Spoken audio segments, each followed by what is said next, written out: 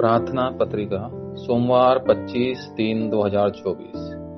यीशु मसीह के साथ जीवन। फिलिपियो 2:5-11। और मनुष्य के रूप में प्रकट होकर उसने अपने आप को दीन किया और मृत्यु तक आज्ञाकारी रहा, यहाँ क्रूस की मृत्यु भी।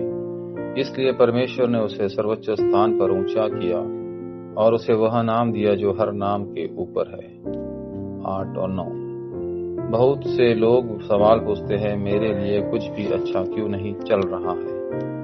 वे ऐसा इसलिए पूछते हैं क्योंकि वे यीशु मसीह के बिना जीवन जीते हैं। मसीह के साथ जीवन जीने के लिए आपको उनके सार्वजनिक मंत्रालय और उसके बाद उन्होंने क्या किया इसके बारे में जानना चाहिए। अपने सार्वजनिक मंत्रालय के दौरान यीशु ने 4 पहलुओं के बारे में बात की जिन्हें सुसमाचार के शुरू होना चाहिए। मैथ्यू के सुसमाचार में उन्होंने क्या बदलने की जरूरत है के बारे में बात की।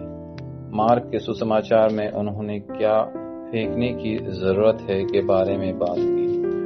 लूक के सुसमाचार में उन्होंने क्या खोजने की जरूरत है के बारे में बात की। अंत में यूहन्ना के सुसमाचार में उन्होंने क्या आनंद लेने की जरूरत है के बारे में बात की। यहूदी धर्म जो रूढ़िवादी ईसाई धर्म था, न तो मसीह पर विश्वास करता था और न ही उसे जानने की कोशिश करता था। आप आध्यात्मिक दुनिया को पूरी तरह से समझ पाएंगे जब आप स्पष्ट रूप से मसीह को जान लेंगे, जो लंबे समय से अस्तित्व में है, अवतार लिया, अब उसके नाम पर काम कर रहा है और दूसरे आगमन के प्रभु और न्याय के प्रभु के रूप में आएगा। इस विश्वास के साथ कि यीशु क्रूस पर मर गया और बाइबल के अनुसार पूर्ण जीवित हुआ, प्रारंभिक चर्च के सदस्य यीशु के साथ चले। पहला, उद्धार की बहुमूल्यता। परमेश्वर जो वचन है ने देह धारण की और प्रकाश के रूप में आया। जो लोग इन तथ्य पर विश्वास करते हैं उन्हें परमेश्वर की संतान बनने का अधिकार दिया गया।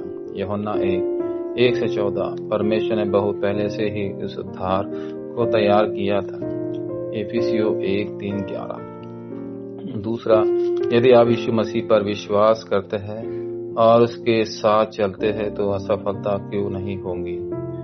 मसीह ने खुद को परमेश्वर के प्रेम के रूप में वर्णित किया। परमेश्वर अपने इतना प्यार करता है कि उसने बिना किसी कारण के आपको बचाने के लिए मसीह को भेजा।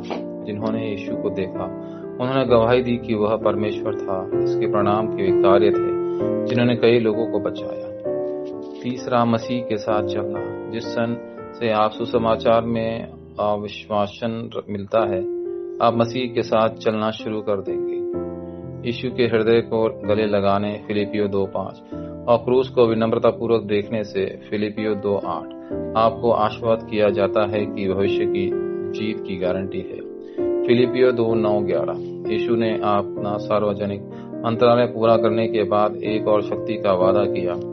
उन्होंने मसीह के नाम की कुंजी और 3:9-3 का उत्तर दिया और शिष्यों को 7 महान यात्रा पर जाने की अनुमति दी।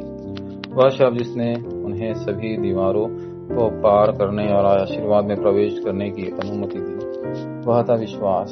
अब आप जिस समस्या का सामना कर रहे हैं वह सुसमाचार को लागू करना और आपको गवाह बनाने के वादे की पूर्ति है। वाचा प्रार्थना। प्रिय परमेश्वर, मैं आपको धन्यवाद देता हूँ।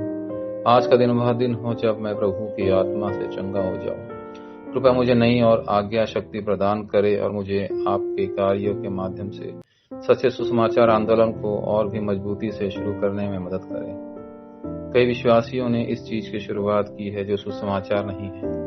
कृपया मुझे एक गवाह बनने में मदद करे जो उसकी मदद करता है। यीशु मसीह के नाम पर मैं प्रार्थना करता हूँ, आमीन।